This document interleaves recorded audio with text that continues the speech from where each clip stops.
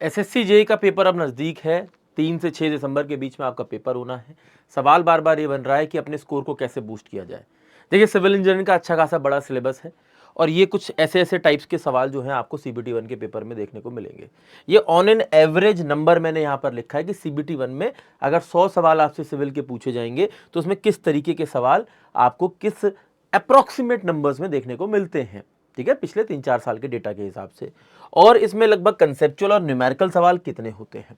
देखिए, अगर यहाँ पर स्कोर बूस्ट करने की बात आती है तो बहुत से बच्चे, अभी सबसे पहला पॉइंट मैं आपको क्लियरली यहाँ पर कह देता हूँ, ठीक है, कि स्ट्रक्चर जैसे सब्जेक्ट को बिल्कुल भी इस समय बहुत ज़्यादा ध्यान देने की ज़रूरत नहीं है, क्योंकि स्ट्रक्चर को अगर आप मैं पूरा सब्जेक्ट वाइज डिस्ट्रीब्यूशन निकालूंगा 1 नंबर का कभी कभार तो आता भी नहीं है किसी किसी शिफ्ट में, तो इसको तो साइड में कर दो, अभी इसकी कोई ज़रूरत नहीं है। हाँ, किस्मत की बात है कि भाई साहब इस बार एग्जामिनर का दिमाग ही घूम गया तो भाई 10 नंबर का पूछ लिया, अलग बात है, क्योंकि कोई डिफाइंड नंबर तो है नहीं, लेकिन पिछले 10 सालों में कभी ऐसा नहीं हुआ, तो हम यही मान के चलेंगे। ठीक। दूसरी बात, आप इसमें कोशिश करिएगा कि जो कंसेप्चुअल सवाल हैं, जो एक वन लाइनर सवाल हैं, वो सबसे ज़्यादा मात्रा में आते हैं। अगर मैं यहाँ पर ये देखता हूँ तो आप कहेंगे सर 10 से 12 सवाल सर न्यूमेरिकल के देखने को मिलेंगे 100 में से, तो देखिए किसी शिफ्ट में 8, किसी में 10, किसी में 12, कभी कभी जब पेपर बहुत टफ आ जाता है तब 14 सवाल तक चला जाता है, इसीलिए मैंने वो परसेंटेज मैक्सिमम 14% यहाँ पर डाली है।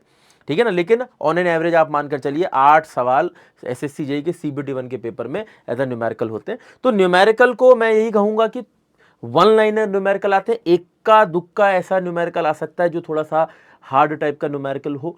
ठीक है, तो न्यूमेरिकल के ऊपर अभी आपका फोकस थोड़ा सा मैं कहूंगा डाउन कर लीजिए। पूरे साल आपने जो मेहनत करी होगी न्यूमेरिकल पर वो करी है। ठीक है, आपके 100 सवाल आप लगा रहे हो, उसमें से 8-10 सवाल कहीं पर आप लगा रहे हो, उसमें न्यूमेरिकल भी आ गया, आपने कर लिया, लेकिन बहुत ज़्यादा न्यूमेरिकल पर जाने की ज़रूरत नहीं है। ठीक है, आप देख सकते हैं डेटा भी ये कहता है। अब करें कसो करें क्या, एक मैंने बता दी कि भाई स्ट्रक्चर को पीछे रख दीजिए। दूसरा, कोशिश करिए कि भाई जो भी सब्जेक्ट हैं उसके अंदर, देखिए मैंने हमेशा ये कहा है कि जो ज़्यादा वेटेज वाले सब्जेक्ट हैं, आप देखिए ये 2024 का डिस्ट्रीब्यूशन है, ऐसे मैंने कई साल का डिस्ट्रीब्यूशन अक्सर आपको वीडियोस के माध्यम से बताया है। इसमें building materials, environment, fluid mechanics, highway, RCC, soil mechanics और सर्वेइंग, ये सबसे ज़्यादा वेटेज वाले सब्जेक्ट रहे हैं। इसीलिए मैं एक चीज़ इंपॉर्टेंटली आपको और बता देता हूँ। देखिए, कई सारे बच्चों की ये दिक्कत हो सकती है कि उन्होंने शॉर्ट नोट्स अपने सही से प्रिपेयर ना करें, क्योंकि अभी जो आपको फॉलो करना चाहिए वो सिर्फ आरपी रूल है। ठीक है ना, और आरपी रूल में क्या था कि भाई अब आखिरी के 20 दिनों में आपको सिर्फ प्रैक्टिस और रिवीजन पर फोकस करना है। आप कोई नया सब्जेक्ट पढ़ने की खोज में नहीं निकल सकते हैं कि भाई मैं अब ये मेरे 4 सब्जेक्ट छूटे हैं, ये भी कंप्लीट कर लूँ, वो भी कंप्लीट कर लूँ। ठीक है, आपको सिंपली प्रैक्टिस करनी है अपनी टेस्ट सीरीज से, मॉक टेस्ट से। वो एप्लीकेशन में आपके पास अवेलेबल है। टेक्स्ट बुक की एप्लीकेशन में लगभग सभी बच्चे टेस्ट लगा रहे हैं जहाँ तक, तो वहाँ से जो भी ऑब्जर्वेशनल पॉइंट्स मिलते हैं, एडिशनल पॉइंट्स मिलते हैं, उसको एक कॉपी में अलग से लिखते हुए चलो। दूसरा भाई साहब, रिवीजन अपने शॉर्ट नोट से करिए। ठीक है, अगर आपने शॉर्ट नोट्स नहीं बनाए हैं तो मैं आपको बता दूं कि एक आपके लिए अनाउंसमेंट भी है कि सिविल इंजीनियरिंग कैप्सूल सेशन शुरू हो रहे हैं 14 नवंबर से शाम को 6 बजे। ठीक है, तो सभी लोग उस सेशन को अपना मार्क कर लेंगे। ठीक है, इसमें हम सबसे पहले सॉइल मैकेनिक्स से शुरू कर रहे हैं, उसके अगले दिन सर्वेइंग का सेशन है, उसके अगले दिन आरसीसी का सेशन है। इसके अंदर concept, important points, formulas, questions, सब कुछ रहने वाला है। एक एक क्लास ये 5-5 घंटे की अप्रॉक्सीमेटली जाएगी। अप्रॉक्स बता रहा हूँ, किसी में ज़्यादा भी हो सकती है, किसी में कम भी हो सकती है, और ये डेली बेसिस पर होने वाली, मतलब रोज एक सब्जेक्ट को हम क्रैक डाउन करने वाले हैं। ठीक है, तो इससे आपका जो रिवीजन वाला पार्ट है वो भी पूरा हो जाएगा। ठीक है ना, ये शॉर्ट नोट्स की तरह भी काम करेंगे, क्योंकि भाई इसमें कंसेप्ट जो इंपॉर्टेंट है वो भी डिस्कस हो जाएंगे।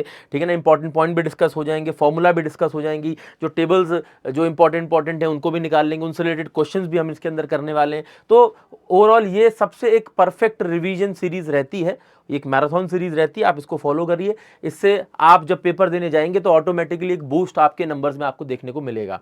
ठीक है, पिछले 4-5 सालों से मैंने इस सीरीज को बनाया है, और हर साल जो बच्चे सेलेक्ट होते हैं उनकी जुबान पर सेलेक्ट होने के बाद या पेपर देने के बाद रिवीजन कैप्सूल्स का नाम हमेशा होता है। ठीक है, तो आप भी इसका इस्तेमाल कर सकते हैं। ठीक है, और लास्ट पॉइंट मैं यही कहूंगा कि देखिए, जो भी कैप्सूल सेशन से सीखें, जो भी टेस्ट सीरीज लगाते समय सीखें, जो भी मॉक टेस्ट लगाते समय सीखें, कुछ गलतियां भी होंगी, उन गलतियों को अलग से लिखते रहें। ठीक है, और जो कुछ नया आपको देखने को मिले उनको लिखते रहें। आखिरी के जब 2 दिन बचेंगे तब सिर्फ इन 2 चीजों को आपको रिवाइज करना है, जो गलतियां इस बीच आपसे हो रही हैं और जो आपसे यहां पर इन नए नए आपको पॉइंट मिले हैं। ठीक है, क्योंकि बाकी सब कुछ तो आपने कैप्सूल सेशंस की मदद से रिवाइज किया होगा, और पूरे साल की आपकी मेहनत अभी कहीं ना कहीं आप उसको इनहेल करके बैठे ही है।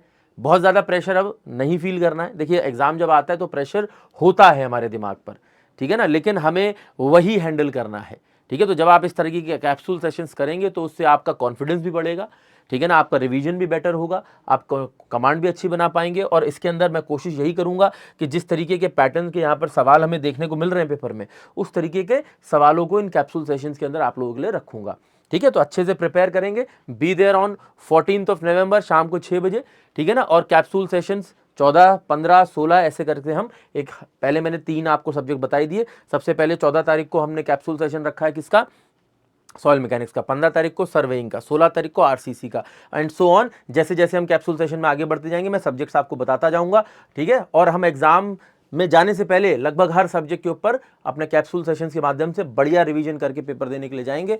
आप अच्छा करेंगे। अब भी कोई डाउट होता है लिखकर बता सकते हैं। और ये अल्टीमेटली आपके स्कोर को बूस्ट करके आप 80, 70 जो भी आपका टारगेट है उसको आप अचीव कर सकते हैं। मैं कैप्सूल सेशन से ये नहीं कहूँगा कि 100 में से 100 नंबर आप अचीव कर जाएंगे, लेकिन आप इतना ज़रूर है कि 100 में से आप आराम से 60 नंबर तो इन सेशंस को ही अगर आप बहुत अच्छे से फॉलो करते हैं तो अचीव कर जाएंगे। बाकी आपके जो प्रॉपर नोट्स हैं, ठीक है ना, फुल लेंथ नोट्स हैं, और जो मॉक टेस्ट हैं, टेस्ट सीरीज हैं, उनको भी लगाते रहें, ठीक है। उससे आप ऑटोमेटिकली जब कन्वर्ज करेंगे ये सारी चीज़ें तो आपके 80 से ज़्यादा स्कोर पर आप ऑटोमेटिकली पहुंच जाएंगे।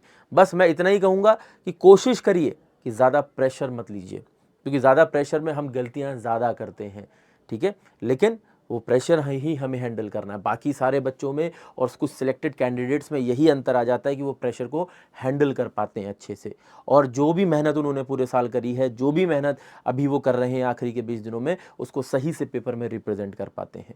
तो आपको भी उसी सिलेक्टेड कैंडिडेट की तरह ही बिहेव करना है, ठीक है। बाकी आप कमेंट करके बता सकते हैं कि 14 तारीख के सिविल इंजीनियरिंग कैप्सूल सेशन के लिए आप कितने एक्साइटेड हैं। जय हिंद।